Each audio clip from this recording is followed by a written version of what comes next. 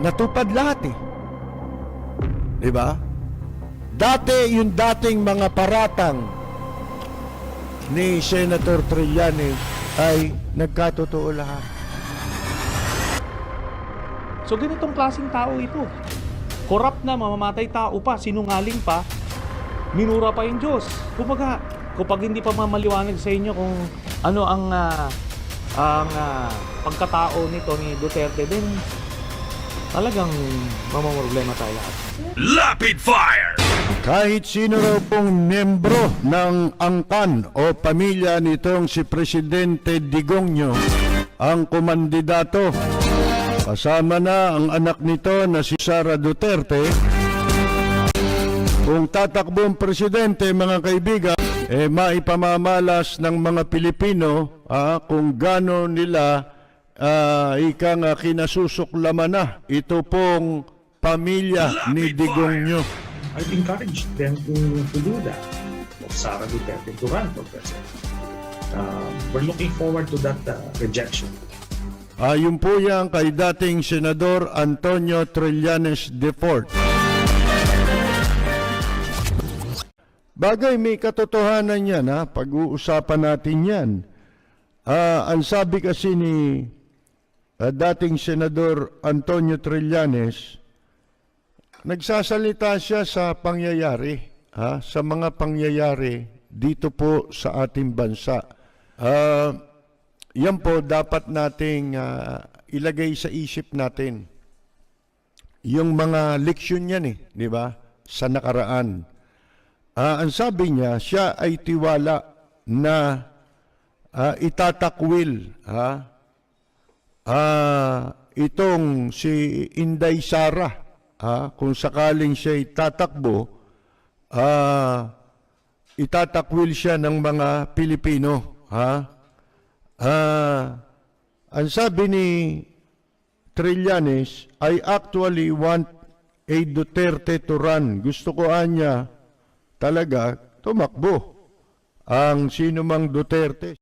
Dahil, sabi niya, because it would be an opportunity. Ito'y magiging pagkakataon para sa mga Pilipino o botanteng Pilipino. It would be an opportunity for the Filipino voters to reject, para itakwil ang ang markang Duterte. Di ba may alak dati, markang demonyo? Yung gin.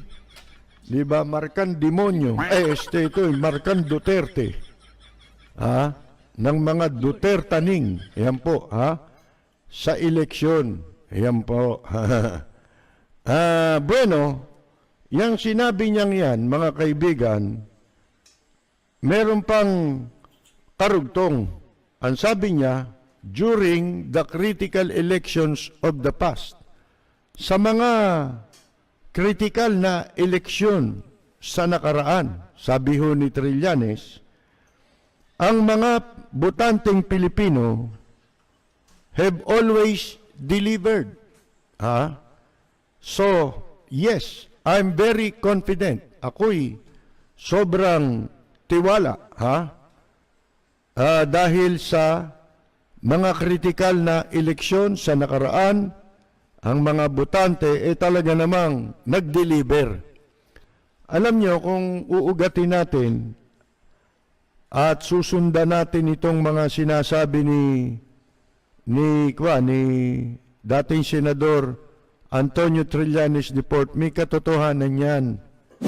Maraming mga nangyayari ngayon at tayo ay natuklasan nating mga mamamayan na totoo ang mga pinagsasasabi nila Trillanes, nila Senator Miriam Defensor Santiago. Sabi niya, nung tinanong siya, sino ang pinakamapanganib sa palagay mo sa mga presidentiable? Si Duterte, sabi niya. Kandidato ng MPA. Natupad lahat Di ba?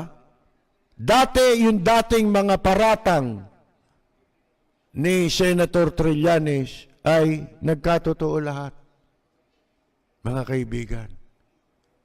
At kaya lamang hindi tinanggap agad ng publiko sapagkat, alam niyo na, pag eleksyon, ceasefire muna pagkatapos. Binibigyan natin ng honeymoon ang mga naupo. Sa media, 1 taon honeymoon. Dapat mga 2 taon. At saka ka bumuga. Timing lang, nagkamali. Pero, lahat totoo. At yung sinasabi niya ngayon, totoo yan.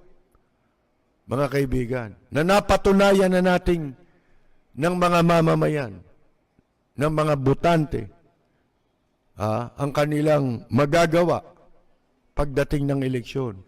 At yan ay nasa sa atin na lang mga Pilipino na hindi natin pwedeng iasa. Kaya nga sabi ko sa inyo nung nakaraan, ba'y kailangan? Kung ano ba talagang gusto ng mga nating mga mamamayan, gusto ba talaga natin bumuti ang ating bansa? Gusto ba nating guminhawa ng konti ang mga mamamayan? Kailangan desidido ka. Kailangan mong manindigan. Sabi, ikaw kumampanya ka kay Duterte. Walang bayad.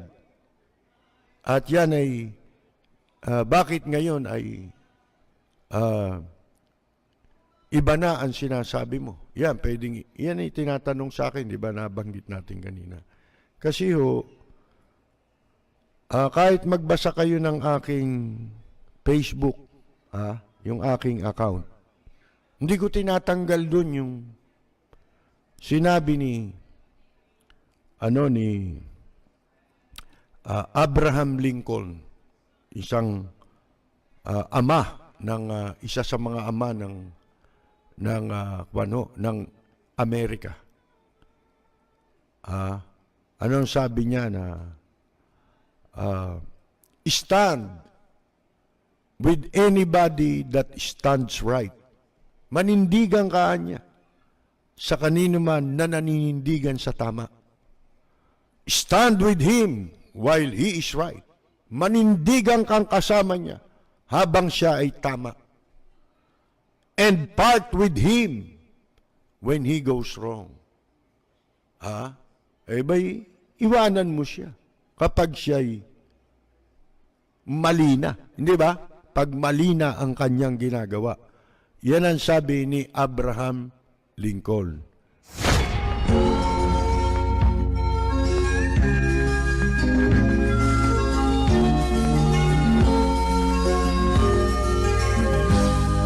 Sa bayan ko ay isa ang lahi, dito'y wala ang pagkukunwari.